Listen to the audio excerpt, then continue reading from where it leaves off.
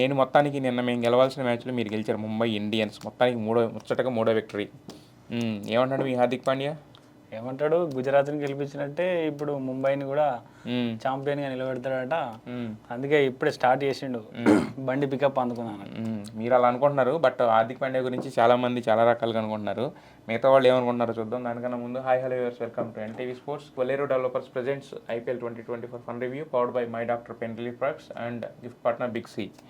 Hardik Pandya captain అంటున్నావు. Captain కింద జీటీని గెలిపించినట్టు ముంబైని గెలిపిస్తాడు కానీ నువ్వు అంటున్నావు. బట్ బయట జనాలు ఏమనుకుంటున్నారు తెలుసా? నిన్న మ్యాచ్ చూసిన తర్వాత ఏమనుకుంటావు? అదేంటి ముంబై కొత్త కెప్టెన్ వచ్చాడు ఏంటి రోహిత్ శర్మ అని అనుకుంటున్నారు. రోహిత్ శర్మ అట్లా కాదు, ఆ కెమెరామ్యాన్ మర్చిపోయిండు. పాత కెప్టెనే రోహిత్ శర్మ అనుకొని కెమెరా హార్దిక్ పాండ్యా పెట్టాలన్నా ఈయన పెట్టిండు.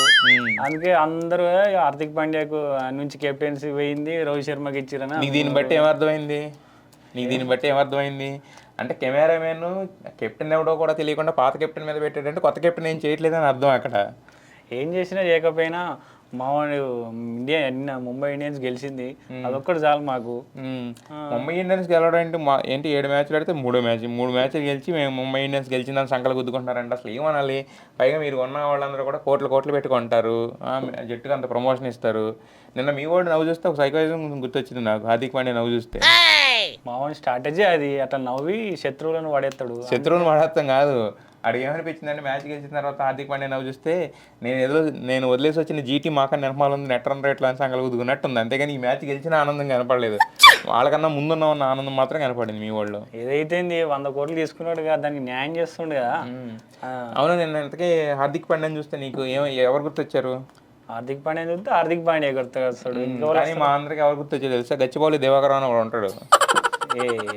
కొంచెం ఇష్టం కొంచెం కష్టం సినిమాలో గచ్చిబౌలి దివాకర్ అని చెప్పి బ్రహ్మానందం క్యారెక్టర్ చేశాడు అనమాట. కుర్రాళ్ళు మనం చెప్పినట్టు ఆడారు, కుమ్మేశారు, ఏ మాటకు ఆ మాట. ధోని మనం చెప్పినట్టే పెట్టాడు ఫీల్డింగ్ అని ఇలా ఉంటాడు అనమాట. నేను హార్దిక్ పాండ్యాని చూస్తే అదే గుర్తొచ్చింది నాకు. రోహిత్ శర్మ 6 కొడితేనేమో చంకలు గుద్దుకుంటాడు, సూర్యకుమార్ యాదవ్ 50 కొడితేనేమో చప్పట్లు కొడతాడు. ఏంది మనోని బ్యాటింగ్ దిగమంటేనే బ్యాటింగ్ దిగాడు, 6 వేసాడు, అవుట్ అయ్యి వెళ్ళిపోయాడు. ఏంటి ఏం ఉపయోగం దానివల్ల? ఏదైతే మొత్తానికి అయితే మ్యాచ్ గెలిపించిండు. ఆయన రన్నులు లేకుండా వికెట్లు తీయకుండా సరే వీళ్ళతో ఆడిపించిండు. మరి ఇంకెందుకు అప్పుడు చీర్ లీడర్ ప్లేస్ లో కూర్చోబెట్టారు హార్దిక్ పాండ్యా? వాళ్ళు కూడా అంతే కదా, ఏం లేకపోయినా గెలిచినప్పుడల్లా చప్పట్లు కొడతారు, నవ్వుతారు, గెలిచినప్పుడు హ్యాపీగా ఫీల్ అవుతారు. అలా చేస్తే సరిపోదు కదా. మీకు ఒక చీర్ లీడర్ ఇదన్నా కలిసి వచ్చింది కదా కనీసం. ఆల్రౌండర్ అట్లా అనద్దు మీరు, తప్పది. ఆల్రౌండర్ ఏంటి? ఏం రౌండ్ వేసాడు? వచ్చాడు గ్రౌండ్లోకి వచ్చాడు, 6 కొట్టాడు, అవుట్ అయ్యాడు, పరిగెత్తుకుంటూ వెళ్ళిపోయాడు. ఏదో ఫీల్డింగ్ చేస్తే వెళ్తారు చూసా అలా వెళ్ళిపోయాడు. ఏమన్నా ఆడాడు నేను అసలు హార్దిక్ పాండ్యా? ఆడతాడు, ఇంకా ముందున్నది కదా అసలు పండుగ. ఏముంది ముందు 6 అయిపోయి ఆల్రెడీ మిగిలిన ఇంకొక 5-6 మిగిలిన. మా వాళ్ళు ప్లే ఆఫ్కి రాని ఒక్కొక్కలకు చెమటలు పడతాయి. ప్లే ఆఫ్కి రాని కాదు, అసలు రాలేరు అనేది అక్కడ బయట నడుస్తున్న టాక్. ఆల్రెడీ ముంబైని చాలా మంది తీశారు. నేను పంజాబ్ మీద గెలిచి కూడా మీరు సంకల్పం ఏదో చెన్నై సూపర్ కింగ్స్ మీద లేకపోతే టేబుల్ టాపర్ మీద ఎవరి మీద గెలిస్తే ఒక అర్థం ఉంది. కానీ ఏదో పాపం టేబుల్ని అట్టడుగు నుంచి 2వ స్థానంలో ఉన్న వాళ్ళ మీద గెలిచి మేము గెలిచామంటే ఎలా? అది కూడా గెలిపోయినా 10 కూడా ఏంటి, లాస్ట్ ఓవర్లో పొరపాటున లాస్ట్ బిఫోర్ ఓవర్లో అతను అవుట్ అయ్యాడు కాబట్టి అశుతోష్. నిజంగా గెలిచుంటే ఏముంది, ప్రతి జీండా కిసులు ఇచ్చేది వాళ్ళ మళ్ళీ. అదే అందుకే ముంబై ఇండియన్స్ అలాగా అడుగు స్థానంలో ఉండిపోతుంది. అక్కడ ప్లేయర్ని చూడండి అయ్యా అంటే హగ్గులు అంటారు, కిస్సులు అంటారు, ఏ తప్పనిచ్చి కనీసం సిన్సియారిటీ లేదు, సీనియర్ లేదు మీకు అసలు. ఇక మేము కూడా ఒక ప్రీతి జింటా లాంటి అమ్మాయిని పెట్టుకుంటే మా వాళ్ళు కూడా మంచిగా ఆడతారు కావచ్చు. ఇక ఇలాంటి సలహాలు ఇచ్చి రోహిత్ మనోడిని తీసుకున్నారు అనవసరంగా. 100 కోట్లు పెట్టి ఇంకో 10 కోట్లు పెట్టి ఎవరైనా హీరోయిన్ కూడా పెట్టండి చీరగల కింద, లేకపోతే అందరూ గెలిచిన వాళ్ళకల్లా 6 కొట్టిన వాళ్ళకల్లా హగ్గులు కిసులు ఇవ్వడానికి. అందుకే అప్పుడు వాళ్ళు కావ్య పాపని పెట్టుకున్నారు. అట్లా అరే వాళ్ళందరూ మాకు వాళ్ళు ఒరిజినల్గా టీమ్ లీడర్స్ అయ్యా. మాకు టీంకి వాళ్ళు ఓనర్స్. వాళ్ళు మేమేం పెట్టుకోలేదు. మీరు కూడా ఉన్నారు కదా, మీ దగ్గర కూడా ఉన్నారు కదా, ఆకాశ్ అంబానీ ఉన్నాడు, నిత మేడం వస్తుంది అప్పుడప్పుడు గ్రౌండ్లోకి.